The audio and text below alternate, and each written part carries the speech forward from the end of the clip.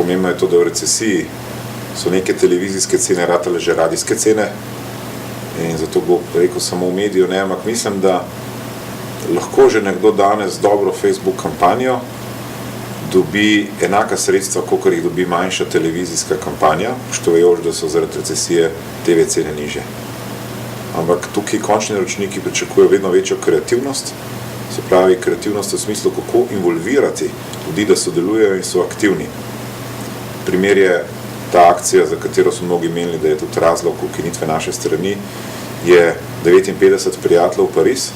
To pomeni, da so uporabniki Facebooka ustvarjali posebne, bi rekel, fanpage in z logotipom te akcije in nastalo je več kot 5000 ljudi se je včlanilo aktivno v to zgodbo, pri čemer se je pričakovalo, da bo precej manjša številka.